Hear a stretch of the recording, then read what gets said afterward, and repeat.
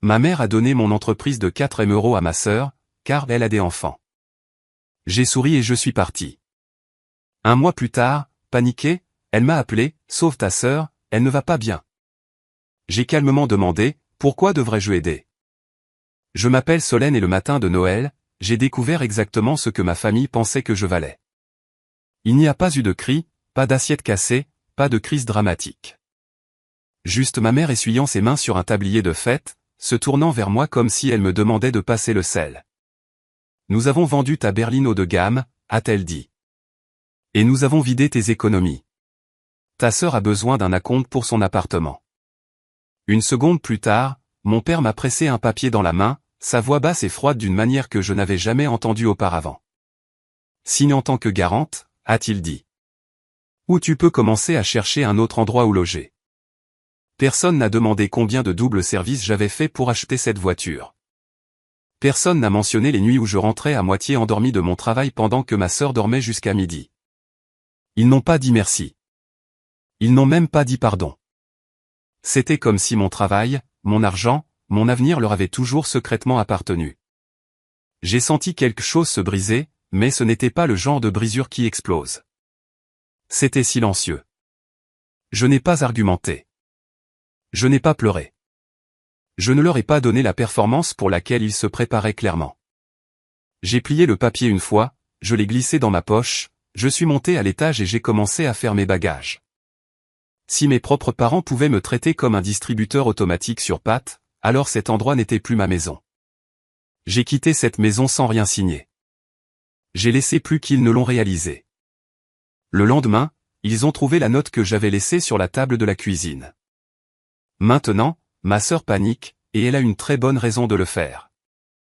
L'air froid m'a giflé le visage dès que je suis sorti, mais il faisait toujours plus chaud que la cuisine d'où je venais de sortir. J'ai traversé la rue sans vraiment voir les décorations ou la fausse neige dans les vitrines.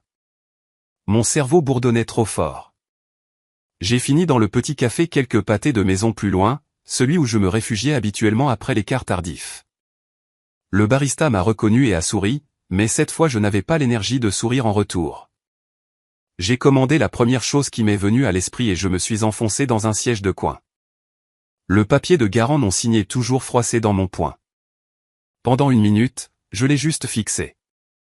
Mes parents pensaient vraiment pouvoir me forcer à renoncer à mon avenir le matin de Noël. Auriez-vous signé quelque chose comme ça juste pour garder un toit au-dessus de votre tête? Resteriez-vous dans une maison où vos économies pourraient disparaître du jour au lendemain parce que la famille passe avant tout? Ou seriez-vous parti comme moi?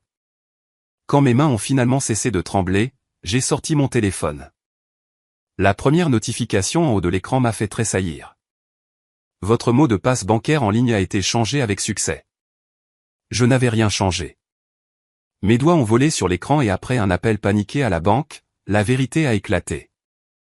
Quelqu'un s'était connecté à mon compte la nuit précédente depuis l'adresse IP de ma maison. Ma surprise de Noël avait été planifiée bien avant que je ne me réveille. La colère a consumé le choc. Ce n'était pas juste aider ma sœur. C'était calculé. Ils avaient agi dans mon dos, changé mon mot de passe et transféré de l'argent comme si de rien n'était. Et soudain, ce papier dans ma main ressemblait moins à une simple faveur familiale qu'à une arme chargée. J'ai ouvert une nouvelle note sur mon téléphone de la même manière que je le faisais toujours quand le travail me stressait. Mais au lieu de me plaindre de clients agaçants ou de délais serrés, j'ai tout écrit. Les dates, les montants, l'heure à laquelle j'ai reçu l'email de la banque, ce que ma mère a dit, ce que mon père a menacé. J'ai même écrit les mots exacts qu'ils ont utilisés. Signe en tant que garante ou trouve un autre endroit où loger. Si quelqu'un essayait un jour de me traiter de dramatique, je voulais la preuve que je n'inventais rien de tout cela. Avez-vous déjà eu ce moment où votre cerveau passe de « Pourquoi cela m'arrive-t-il » ? Ah d'accord, si vous voulez jouer à ce jeu, j'apprendrai les règles mieux que vous. C'est exactement ce qui s'est passé alors que j'étais assise là, mon shellac devenant froid.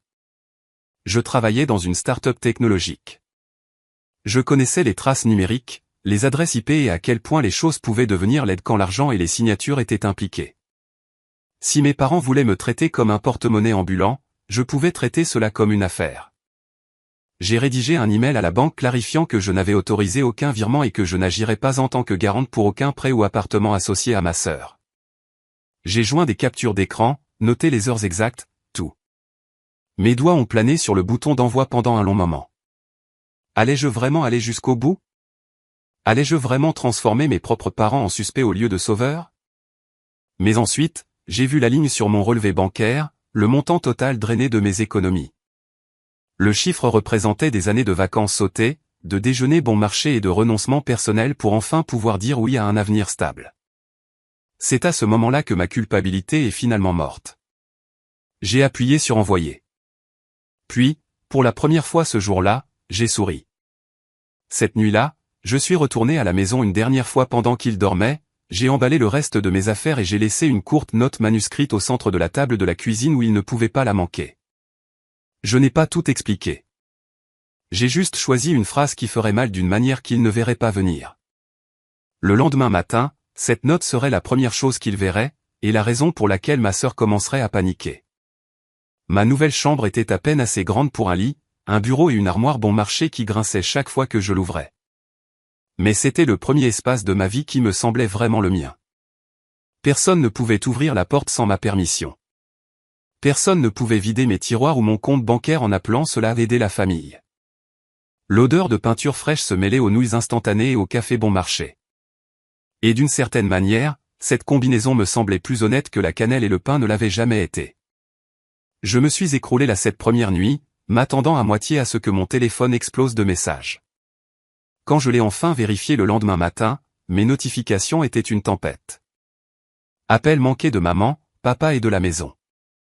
Une série de SMS d'un numéro inconnu dont je savais au fond de moi qu'il appartenait à ma sœur. Et un email de la banque avec pour objet l'activité de compte urgente en cours d'examen. Les SMS de la famille se sont tous brouillés. Où es-tu? Nous devons en parler. Qu'est-ce que cette note est censée signifier? Et mon préféré de mon père, ce n'est pas comme ça que les adultes gèrent les problèmes. Vraiment? Les adultes gèrent les problèmes en volant les économies de leurs enfants et en les menaçant de les chasser de la maison à Noël? Vous sentiriez-vous coupable d'avoir fui cela? Ou vous sentiriez-vous soulagé d'avoir enfin vu les gens pour ce qu'ils sont réellement? La note que j'avais laissée sur la table ne contenait qu'une seule ligne. J'ai déjà parlé à la banque et signalé les virements et le document de garantie. Ne signez plus rien en mon nom. C'était tout. Pas d'amour, pas de joyeux Noël, rien. Juste une phrase qui leur disait qu'ils avaient franchi une ligne qu'ils ne pouvaient pas prétendre être une mauvaise communication. Vers midi, je me suis traîné pour rencontrer Léo près du parc de notre bureau. Léo était mon ami de travail depuis des années, le genre de personne qui se souvenait de la commande de café de tout le monde et pouvait lire les bugs dans le code comme s'il s'agissait de rubriques de potin. Quand il a vu mon visage, il n'a pas demandé « qu'est-ce qui ne va pas ?» Il a juste dit « dis-moi qui je dois détester ». Et il m'a tendu un café. Je lui ai tout raconté, comment mes parents avaient changé mon mot de passe bancaire, vidé mes économies, vendu ma voiture et essayé de me forcer à signer en tant que garante. Je lui ai même montré l'email de la banque. Son expression est passée du choc à la fureur. Ils ont fait tout ça sans ton consentement. Solène, ce n'est pas juste inadmissible. C'est potentiellement criminel. Entendre quelqu'un d'autre appeler ça ce que c'était a fait un déclic dans ma poitrine. Ce n'était pas moi qui étais trop sensible. Ce n'était pas moi qui étais dramatique. C'était mal. Écoute, a dit Léo en se penchant. Tu n'as pas à les traîner devant les tribunaux demain. Mais tu n'as pas non plus à te laisser faire et à les laisser te marcher dessus. Ricanement tu as tout porté pendant des années. Combien de vacances as-tu sauté pour jeter de l'argent dans leurs urgences? Trop. Je pouvais les énumérer comme des saisons. Des anniversaires que j'ai passés à travailler. Des week-ends que j'ai passés à rattraper des délais pour pouvoir couvrir juste une chose de plus à la maison. Plus tard cette semaine-là, Chloé est venue voir ma nouvelle chambre. Elle a balayé ses yeux sur le petit espace, puis a hoché la tête avec approbation. Honnêtement, ça te va bien. Nouveau départ, affreuse armoire et tout. Quand je lui ai parlé de la note et de l'email de la banque, elle ne m'a pas dit que j'étais allé trop loin. Elle a juste demandé, que veux-tu qu'ils ressentent? De la honte? De la peur? Ou veux-tu juste qu'ils arrêtent? C'était une question simple, mais elle a creusé profond. Que voudriez-vous si les personnes qui vous ont élevé ont volé votre avenir et s'attendaient à ce que vous en souriez? Ricanement, pensez-vous que la vengeance consiste à les faire souffrir ou à enfin se choisir soi-même? Les jours suivants, je me suis jeté à corps perdu dans le travail. Coder était plus facile que de penser à Noël. Avec chaque nouveau bug que je corrigeais, chaque fonctionnalité que je livrais, je me sentais un peu plus une personne à nouveau, et un peu moins une ligne de crédit ambulante avec un cœur qui bat. Pourtant, la nuit, les notifications continuaient d'arriver. Les SMS de ma mère devenaient plus longs, remplis de demi-excuses et de demi-justifications. Ceux de mon père devenaient plus courts et plus tranchants. Ceux de ma sœur arrivaient par salve. Panique, droit, silence, panique à nouveau. Et puis un soir, alors que j'étais assise sur mon lit avec mon ordinateur portable ouvert, un autre email de la banque est arrivé dans ma boîte de réception. La ligne de prévisualisation a fait battre mon cœur une fois. Pas de peur cette fois, mais de quelque chose de plus vif. Concernant votre rapport, nous avons temporairement gelé. J'ai cliqué pour l'ouvrir et en lisant le reste, la forme de ma vengeance a finalement pris tout son sens. L'email de la banque était court, formel et dévastateur, mais pas pour moi. Ils ont confirmé qu'ils avaient gelé le montant contesté, signalé les virements pour enquête et mis en suspens toute demande de prêt me listant comme garante jusqu'à ce que tout soit clarifié. En termes simples, le nouvel appartement étincelant de ma sœur était en pause et ma signature de garante était officiellement toxique. J'ai fixé l'écran, imaginant mes parents et ma sœur assis dans un bureau impeccable, souriant à un conseiller en prêt juste avant qu'il ne mentionne qu'il y avait un problème avec un garant. Je me suis demandé si le sang avait d'abord fui le visage de mon père ou si c'était ma mère qui avait commencé à bégayer. Mesquin? Peut-être. Honnête? Absolument. Quelques heures plus tard, ma mère m'a envoyé un SMS, « Pouvons-nous nous rencontrer pour un café? Juste nous, s'il te plaît. » Chloé et Léo m'ont tous deux dit la même chose avec des mots différents. Vas-y, mais n'y va pas seul. Pas physiquement, mais mentalement. Alors, avant de quitter ma petite chambre, j'ai ouvert l'application d'enregistreur vocal sur mon téléphone et je l'ai glissé dans la poche de ma veste. Je n'y allais pas pour crier ou pour supplier. J'y allais pour la clarté, peut-être même pour avoir un avantage. Le café que ma mère avait choisi était trop familier. C'était celui que nous visitions après l'école quand elle me disait que j'étais la responsable, le bon exemple, l'avenir de la famille. Amusant de voir à quelle vitesse l'avenir s'est transformé en source de financement. Elle était déjà assise là quand je suis arrivé, les mains enroulées autour d'une tasse dont elle ne buvait pas vraiment. Quand elle m'a vu, ses yeux se sont instantanément remplis de larmes. Solène, a-t-elle soufflé, se levant à moitié de sa chaise comme si elle n'était pas sûre d'avoir le droit de me serrer dans ses bras. Tu as l'air fatigué. Je me demande bien pourquoi, ai-je dit, en m'asseyant en face d'elle. Ma voix semblait plus froide que ce que je ressentais. À l'intérieur, j'étais un mélange de colère, de chagrin et de cette petite partie de moi qui voulait encore que ma mère me choisisse pour une fois. Chérie, à propos de Noël, a-t-elle commencé? Ne l'appelle pas Noël, l'ai-je coupé. Appelle ça ce que c'était. Une réunion où toi et papa avez annoncé que vous aviez vidé mes économies et vendu ma voiture sans permission, puis menacé de me chasser si je ne renonçais pas à mon avenir. Elle a tressailli au mot menacé. Nous ne voulions pas dire ça comme ça, a-t-elle murmuré. Nous étions désespérés. Ta sœur, elle avait besoin d'aide. Le propriétaire a augmenté le loyer. Le marché est fou. Nous pensions que tu comprendrais. Comprendre quoi, ai-je demandé. Que mes années de travail ne sont que de la petite monnaie pour votre enfant préféré? Que mon consentement n'a pas d'importance tant que vous pouvez trouver une histoire assez triste? Sa bouche a tremblé. Tu sais que ta sœur a toujours eu plus de mal que toi. Elle n'est pas aussi concentrée. Elle fait de mauvais choix. Nous voulions juste lui donner une chance. En volant la mienne, ai-je dit doucement. Avez-vous ne serait-ce qu'hésité avant de vous connecter à mon compte? Avez-vous réfléchi une seule fois? Peut-être devrions-nous demander à Solène d'abord, ou était-ce plus facile de supposer que je vous pardonnerais comme je le fais toujours? Le silence s'est installé entre nous comme une troisième personne à table. C'était la partie où elle renversait habituellement la situation, se faisait passer pour la victime, me disait à quel point l'éducation des enfants était difficile, à quel point je ne comprenais pas les sacrifices qu'ils faisaient. Je m'y suis préparé.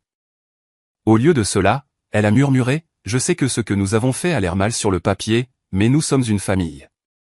Nous pensions que tu signerais. Nous n'avons jamais pensé que tu nous dénoncerais. Ses yeux se sont remplis de quelque chose entre la peur et l'accusation. La banque a appelé ton père. Ils ont gelé l'argent. Ils posent des questions. Veux-tu vraiment traîner tes propres parents dans des ennuis judiciaires? Avez-vous déjà remarqué comment les gens qui vous blessent adorent parler de famille seulement quand ils ont peur des conséquences? Ricanement, si vos parents ont vidé votre compte et s'attendaient à une loyauté aveugle, les protégeriez-vous des retombées ou les laisseriez-vous les ressentir? Je ne vous ai traîné nulle part, ai-je répondu. Vous y êtes allé en franchissant la ligne. J'ai juste allumé la lumière. Elle a dégluti difficilement. Le prêt de ta sœur pourrait capoter. La compte. Nous ne pourrons pas le récupérer si la banque annule tout. Elle est terrifiée. Elle dit qu'elle ne peut pas dormir. Elle pleure toute la nuit. C'est ce que tu voulais. J'y ai réfléchi une longue seconde. Voulais-je qu'elle souffre? Ou voulais-je juste qu'elle comprenne enfin que je n'étais plus son filet de sécurité? Ce que je voulais, ai-je dit lentement, c'est que vous me traitiez comme une fille, pas comme une carte de crédit avec un pouls.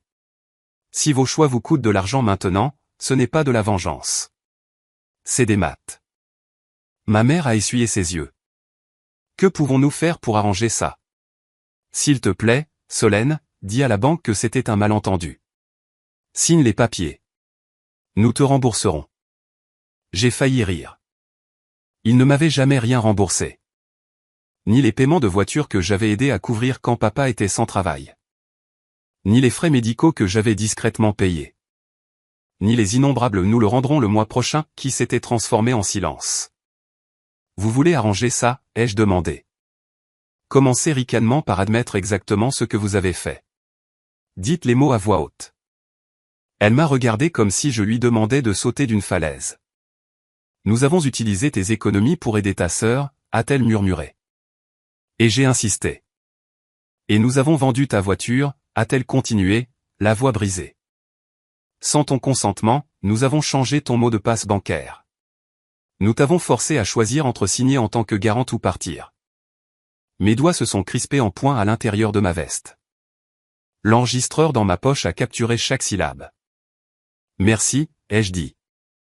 Maintenant, vous pouvez envoyer cette phrase exacte à l'enquêteur de la banque quand ils rappelleront. Sa tête s'est redressée.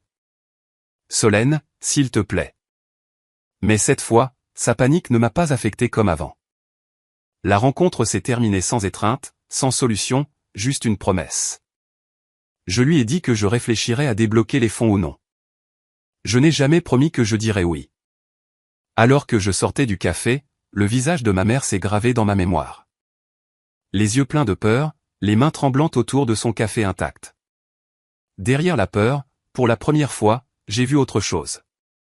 La réalisation que je n'allais plus être leur plan de secours. Ce que je ne savais pas encore, c'est que pendant que ma mère pleurait dans un café, ma sœur préparait déjà une autre sorte d'attaque en ligne. Et elle allait découvrir qu'Internet adore les méchants de la famille. Quelques jours après la rencontre au café, j'étais étendu sur mon lit grinçant, à faire défiler mon téléphone, essayant de me distraire avec des vidéos stupides. Puis je l'ai vu, un post de ma sœur sur Instagram qui a fait bouillir mon sang et a fait se courber mes lèvres en un sourire amer raclement de gorge en même temps. C'était une photo d'elle, de ma mère et de mon père devant le sapin de Noël, tous habillés, les visages brillants de filtres de Noël et de fausse neige. La légende disait, certaines personnes oublient ce que signifie la famille. Heureusement, j'ai toujours ceux qui sont restés. La famille d'abord, reconnaissante. Les commentaires affluaient. Tellement jolie, ma belle. La famille avant tout. Qui a besoin de négativité quand on a ça? Cette négativité, c'était moi maintenant. Négativité. Pas le compte bancaire vidé, pas la voiture volée, pas la manipulation, juste la seule personne qui a finalement dit non. Dites-moi honnêtement, si vous voyez votre famille poster une photo comme ça après vous avoir trahi, comment vous sentiriez-vous? L'ignoreriez-vous, les bloqueriez-vous et passeriez-vous à autre chose? Ou quelque chose en vous chuchoterait-il, non, ils n'ont pas le droit d'écrire l'histoire comme ça. J'ai fait une capture d'écran, puis une autre lorsque ma sœur a répondu aux commentaires de quelqu'un avec « La vraie famille se montre quand ça compte, raclement de gorge pas quand il y a de l'argent en jeu ». L'audace m'a presque fait rire. L'argent était littéralement la seule raison pour laquelle tout cela arrivait. Mes MP ont commencé à se remplir ensuite. Des amis et des cousins m'ont envoyé le post avec des émojis aux yeux écarquillés. Quelques-uns ont demandé « ça va ?» Un cousin a écrit « ta sœur a dit que tu les avais abandonnés pour un petit malentendu. » C'est vrai ? Un petit malentendu. Au lieu de répondre, j'ai fait quelque chose que je n'avais jamais fait auparavant. J'ai raconté ma version des faits en premier. J'ai ouvert un nouveau compte anonyme et j'ai posté une longue histoire détaillée sur un subreddit et quelques forums qui, je le savais, adoraient les drames familiaux compliqués. Je n'ai pas mentionné de nom ni de lieu. J'ai juste exposé les faits. Le matin de Noël, la voiture, le changement de mot de passe, les menaces, la note, l'enquête bancaire. J'ai posé une question simple à la fin, si vous étiez moi, leur pardonneriez-vous ou laisseriez-vous les conséquences se produire ? Ricanement les réponses ont été brutales et validantes. Des milliers d'étrangers ont donné leur avis. Ils ont traité mes parents de voleurs, de manipulateurs, d'abuseurs émotionnels. Ils ont traité ma sœur d'enfant gâté, d'égoïste, d'un drapeau rouge ambulant en bottes fourrées. Plus important encore, ils m'ont qualifié de saine d'esprit pour être parti. Pendant que cette tempête faisait rage en ligne, Chloé a suggéré un week-end à la montagne. Tu as besoin de distance, a-t-elle dit. Et du Wi-Fi. Nous pourrons crier ensemble depuis un chalet si nous devons le faire. Alors, nous avons réservé un endroit bon marché, jeté des vêtements dans des sacs et pris la route. Pendant le trajet, mon téléphone n'a pas cessé de vibrer. Ma sœur, enfin. Que as-tu dit à la banque ? Ils disent qu'il y a une enquête. Mon prêt est en suspens. Règle ça. Règle ça. Non, s'il te plaît. Non, je suis désolé. Juste le même ordre qu'elle avait toujours utilisé quand je la sortais de ses décisions stupides. J'ai tapé et effacé 3 réponses différentes avant de me décider pour la vérité. Je leur ai dit exactement ce qui s'était passé. Elle a explosé. Tu es en train de ruiner ma vie. Tu fais ça par jalousie. Tu as toujours détesté que maman et papa essaient de m'aider. Tu vas sérieusement laisser un appartement s'effondrer pour de l'argent ? J'ai fixé cette dernière phrase pendant longtemps. Pour de l'argent ? Comme si ce n'était pas aussi une question de respect, de limite, de consentement et de décence élémentaire. Comme si ce n'était pas à chaque fois que l'on m'avait dit de comprendre alors qu'il m'utilisait comme un filet de sécurité. Je n'ai pas répondu tout de suite. Au lieu de cela, j'ai regardé mon post anonyme grimper de plus en plus haut en ligne. Les gens le reprenaient dans des vidéos, réagissaient, disséquaient chaque détail. Imaginez vendre la voiture de votre enfant et ensuite le traiter de dramatique parce qu'il est en colère. Un créateur a dit, ce n'est pas une famille.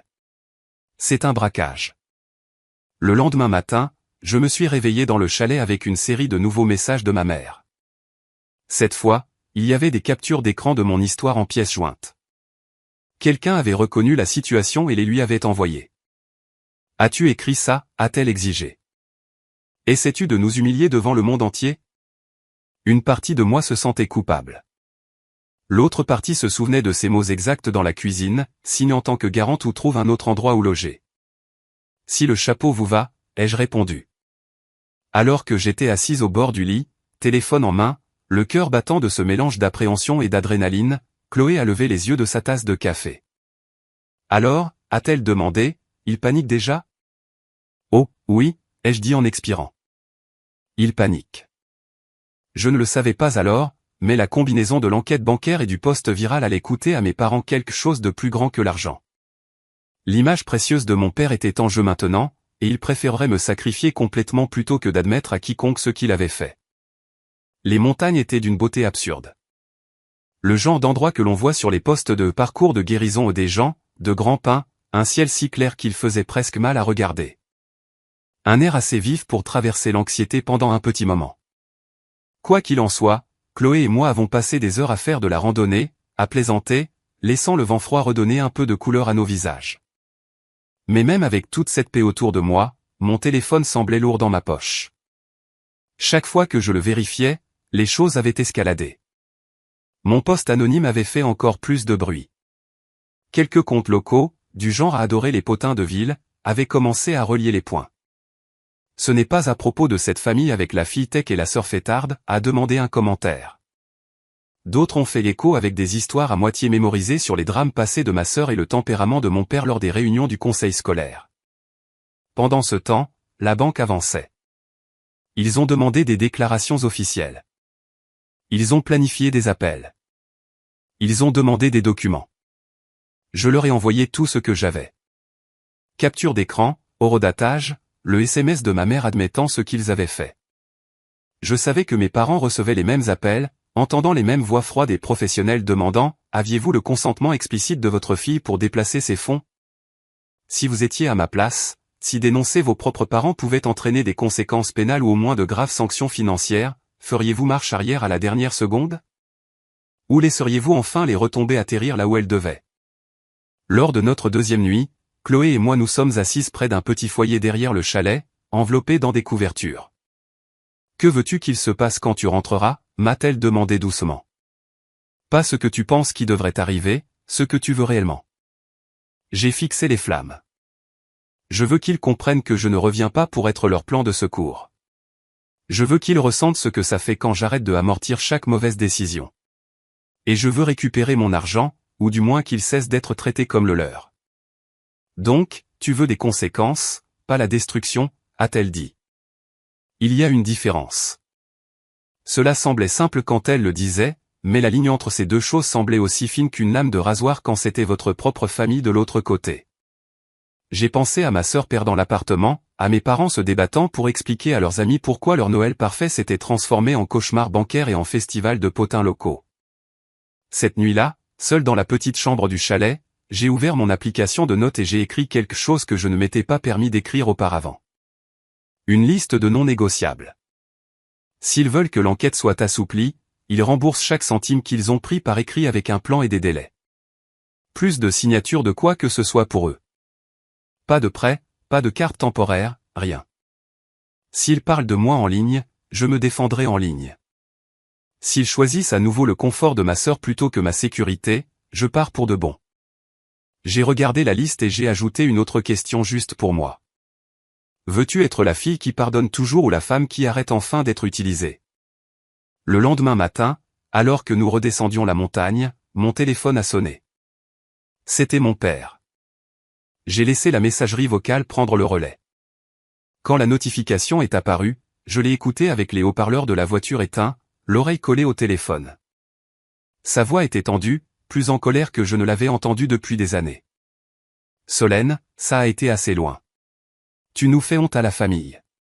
La banque parle de fraude. Les gens murmurent. Supprime tout ce que tu as posté.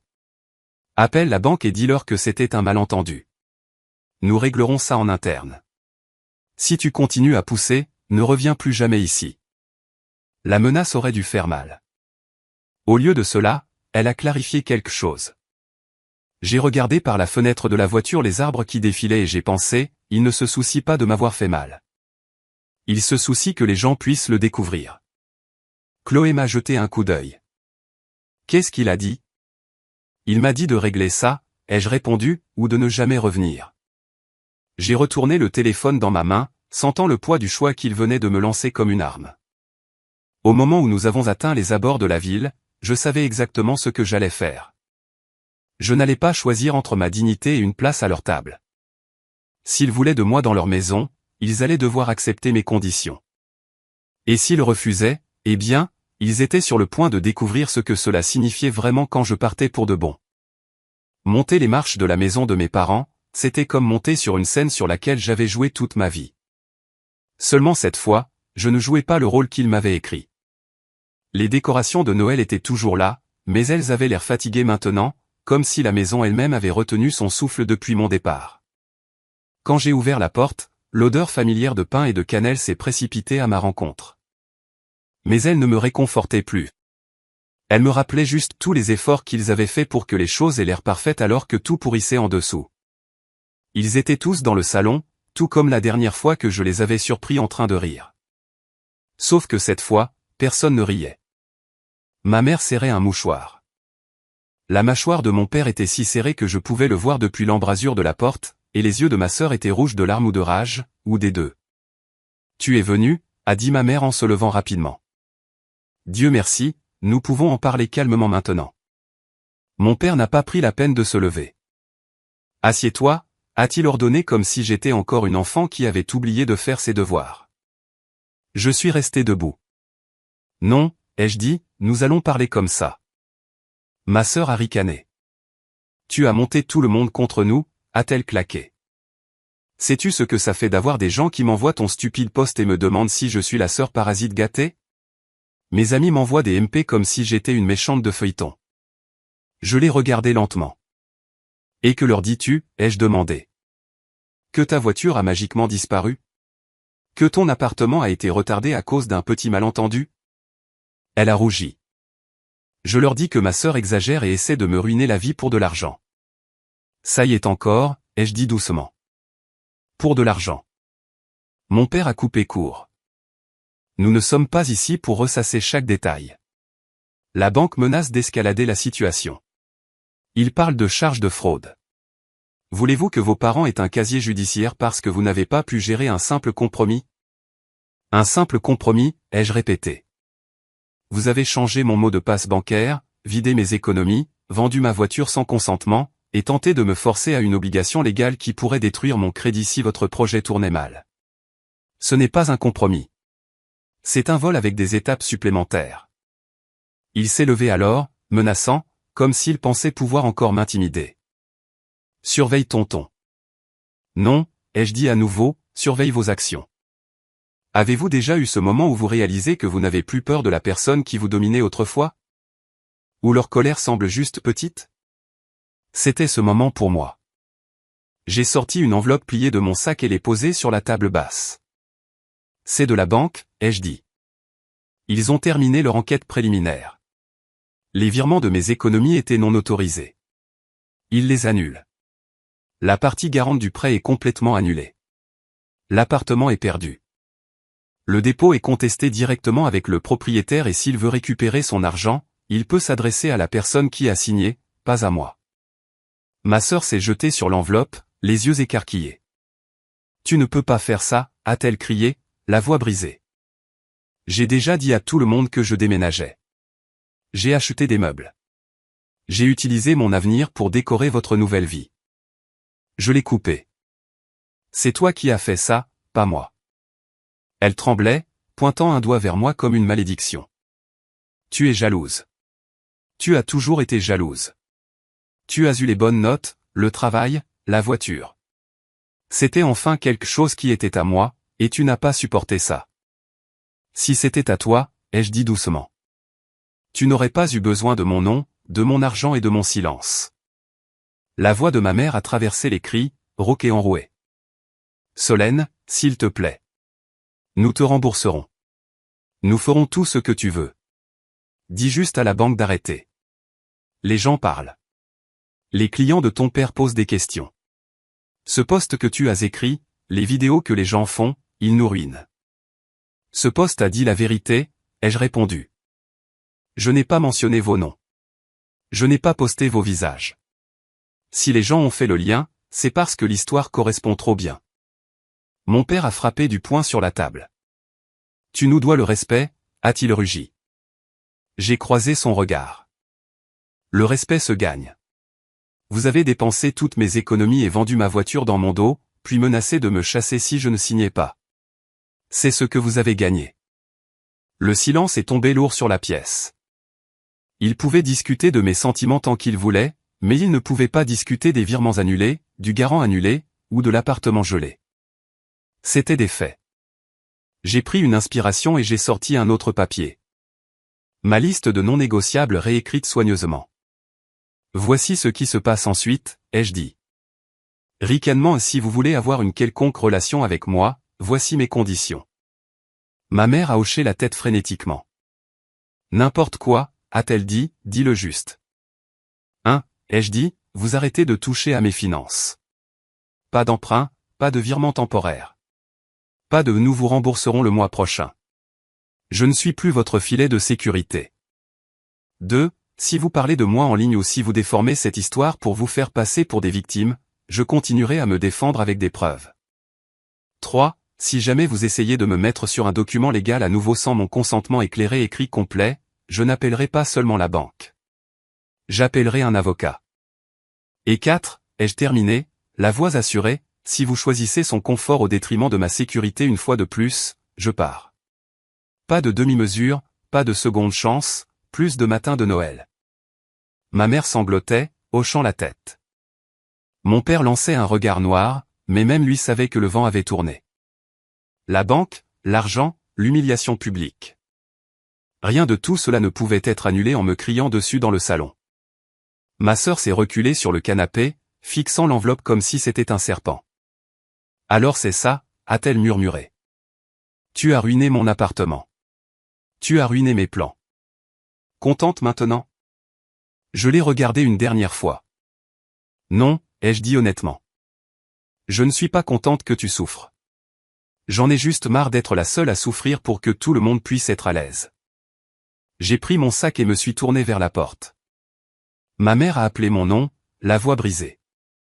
Reviendras-tu pour le dîner? Pour n'importe quoi. J'ai fait une pause dans l'embrasure de la porte. Peut-être, ai-je dit, si vous commencez à me traiter comme une personne, pas comme une ligne de crédit. Si vous commencez à dire la vérité aux gens sur ce qui s'est passé au lieu de me peindre comme la fille ingrate qui vous a abandonné pour de l'argent. C'est ta vengeance, a ricané mon père, nous faisant plier. J'ai pensé au compte d'épargne vide, à la voiture vendue, aux menaces, aux postes en ligne, aux rapports bancaires, au regard sur le visage de ma sœur quand elle a réalisé que son appartement était parti. Ma vengeance, ai-je dit, c'était de me choisir enfin moi-même. Le reste n'est que des conséquences. Je suis sorti dans l'air froid, refermant doucement la porte derrière moi. Les décorations sur le porche se balançaient au vent, essayant toujours de vendre l'image d'un Noël parfait. We have about 2 minutes left on the ad break. Okay. I'm gonna take a moment to stretch a little bit. Do a little bit of some exercise as well. Oh man. You know, I should be eating some of my food, making sure that I don't go hungry.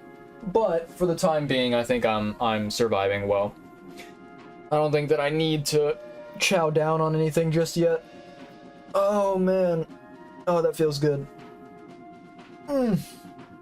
Okay. Woo! Nicely done.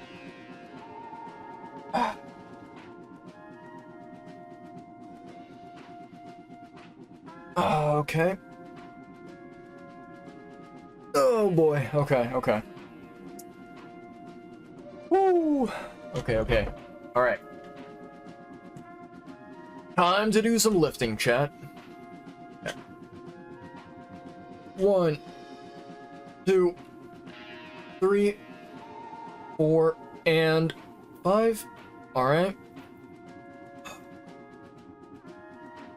1, 2, 3, 4, and 5. Oh, beautifully done. Okay. Hey. Not too shabby. Not too shabby at all, chat. Oh, yep. Yep. Okay, I'm gonna hydrate a little bit here.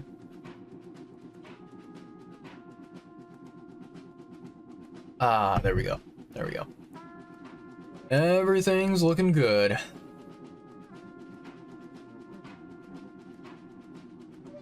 Okay. Okie dokie, chat. We have about 10 seconds left, and then we're back. So hopefully we don't get caught by any of the soldiers. We'll have to be very, very careful here and make sure that we're having our ultimate sneak mode turned on. Let's see. Okay.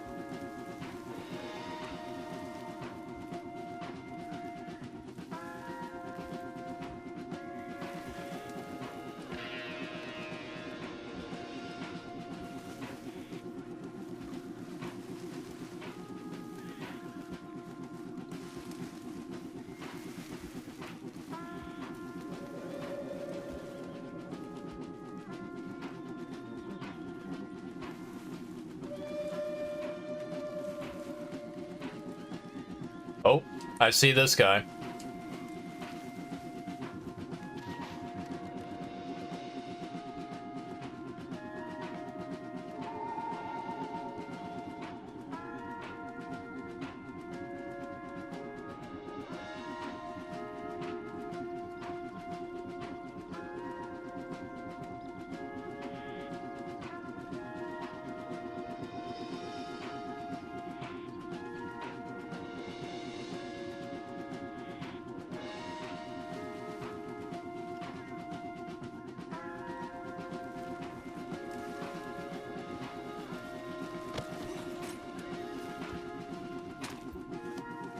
Ooh, nice. Nice, nice, nice. All right.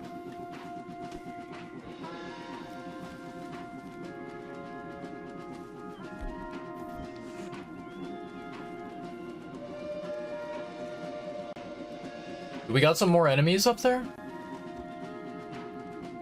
Seems like there might be some more enemies.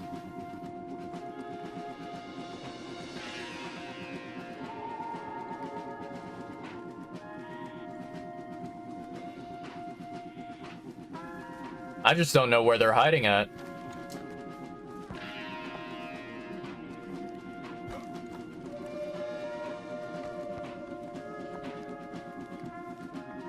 Oh, they might be very far away from the camp. That could be it. Yo, what's going on, Panda? Welcome on in. Hope you're doing well. Much love, dude. Thanks for stopping by.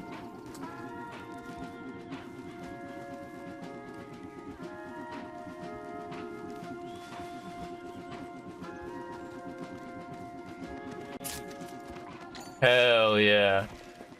Let's fucking go. Alright. These guys are done and dusted. Thank you. I will gladly take that. And then we need to search and see where the items are that we're looking for. Wait, what is this? Corn? I'll take some corn. Why not? Anything inside here?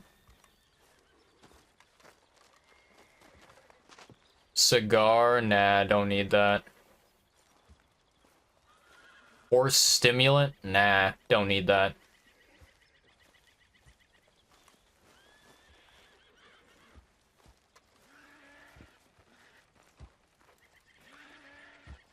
Where could this ceremonial pipe be at?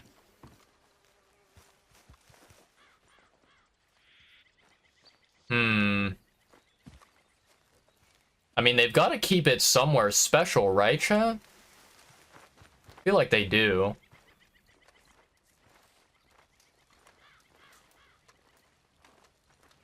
Don't tell me they threw it on the fucking ground like this. Holy shit. That is rude as fuck. Absolutely insulting. Wow. Anything inside of here? Any cash, any gold, anything of value? Jewelry, sure. I'll take that.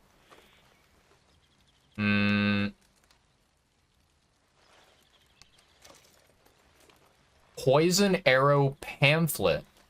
The fuck is that? I don't know what that is. Okay. Alright, I think we're good to go here, chat. I think we're good to go. Let's see, you have 2 pieces of good news, Panda says.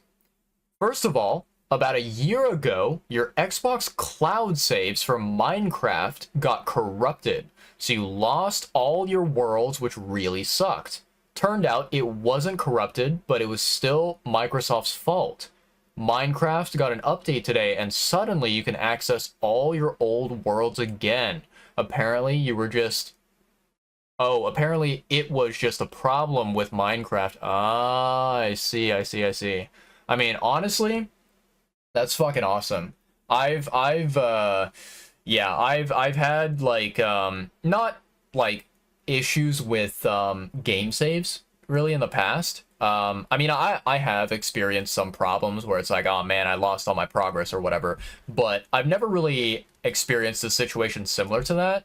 I will say that like I have, I have experienced situations where, I used to play a game like years ago, and then, after a while I quit playing the game, and when I came back to the game, right, I couldn't remember what my account details were, so I couldn't like get my old account back, and that really fucking sucked. But yeah, no, I can understand the pain of like losing, so much progress, especially in a game such as Minecraft that must really have sucked. So it's I mean, it's honestly an amazing